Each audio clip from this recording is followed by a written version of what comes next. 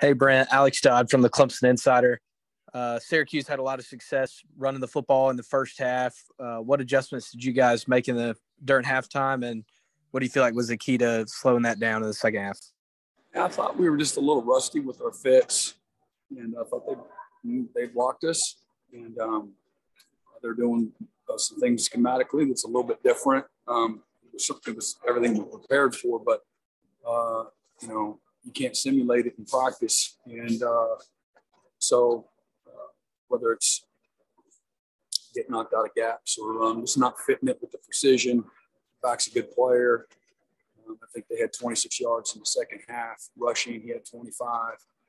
And did a much better job just getting settled in and getting to a rhythm. And again, they're always going to have game plan stuff. And we did, a few things that were good in that regard from an adjustment standpoint coming out of halftime. Just some of our entry points and our leverage positions. Some things we were doing up front just to help our guys with what they were doing and trying to major in. So you hate it that, the first half we got on our heels. You're going on the road. We got to play better defense. And starts up front. And whether we were in a 4-man front or a 3-man front in that first half, just way too soft. So played much better. And like I said, in the second half, obviously. And then the quarterback was never a real factor running the ball.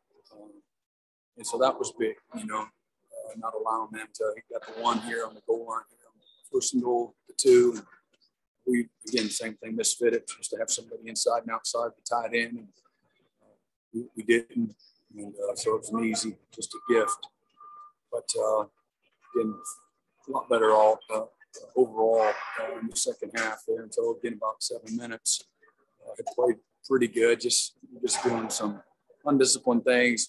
Got to get off the field on third downs. It's not as precise. We hit the guy. We made it, whether we rough him, it doesn't matter, man. They're going to protect the quarterback, justifiably so. And, you just got to pull off. And because of that, we got them backed up, 3rd and 12. We're off the field.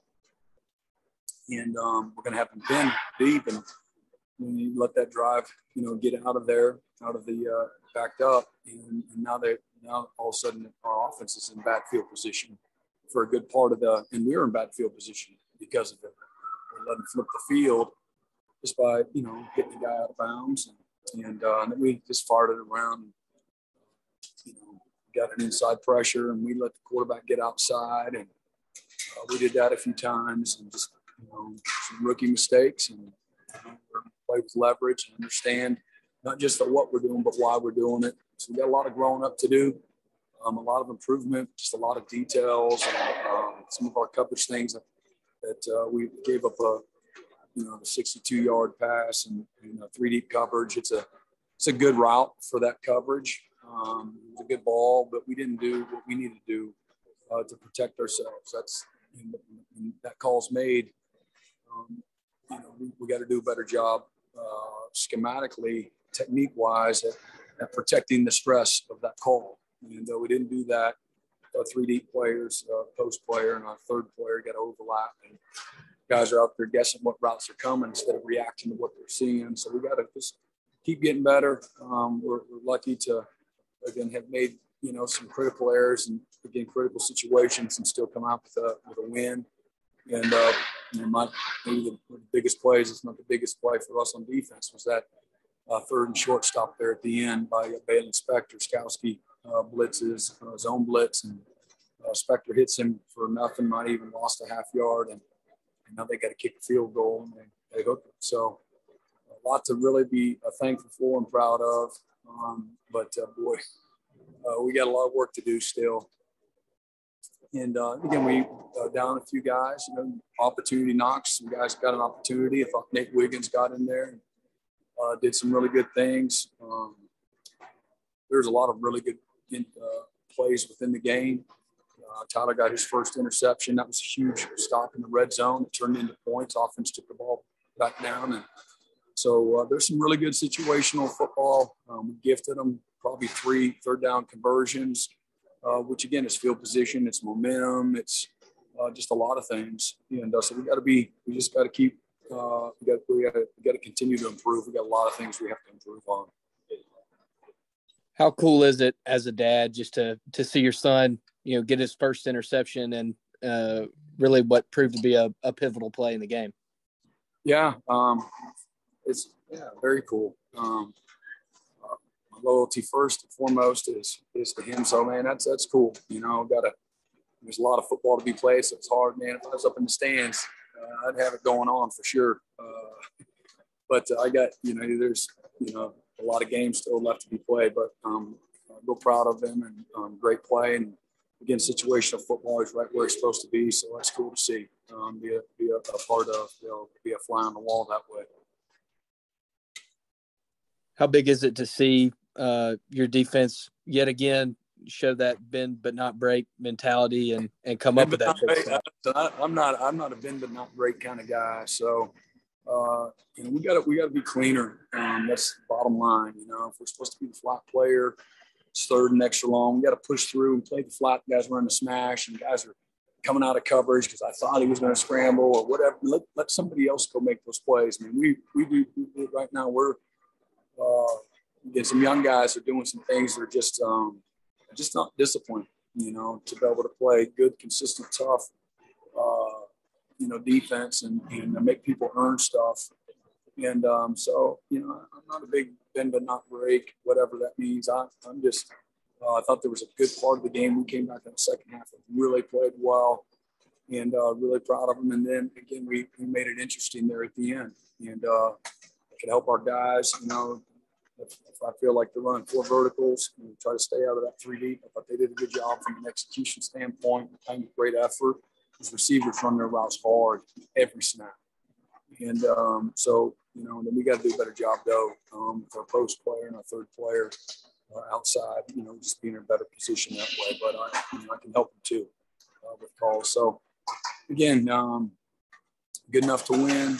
And, again, a lot to be thankful for, guys, man. They get tough, man. Another one-score game.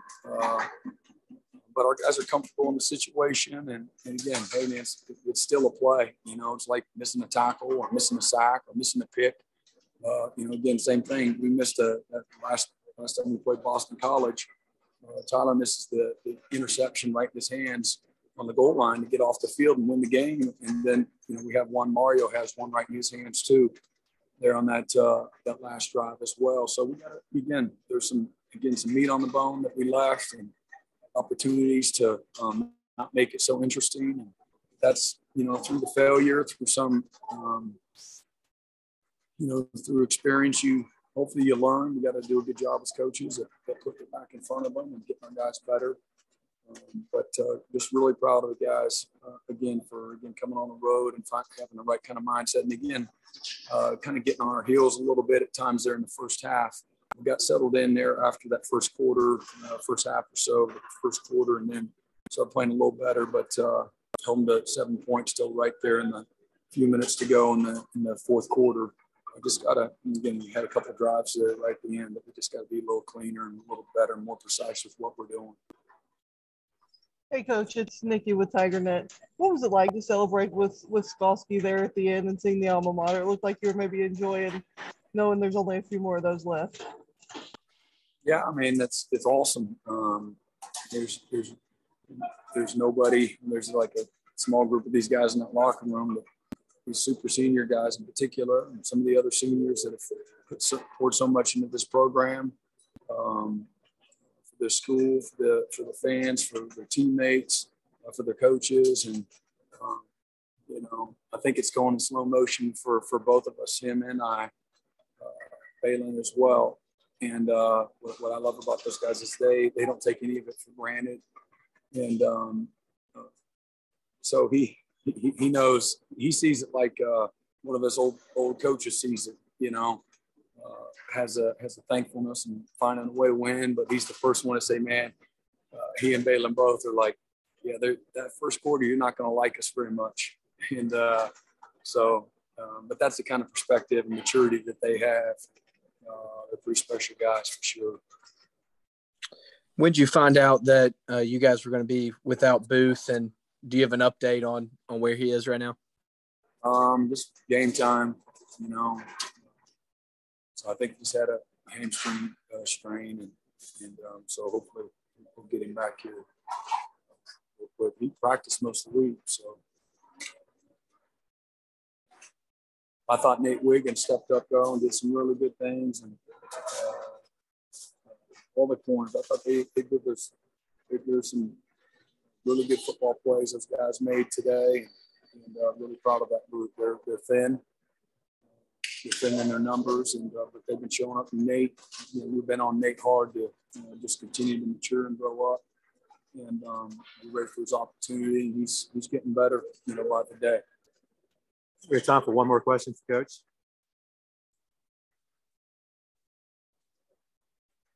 All right, if there's nothing else, we'll wrap him up. Thank you, guys.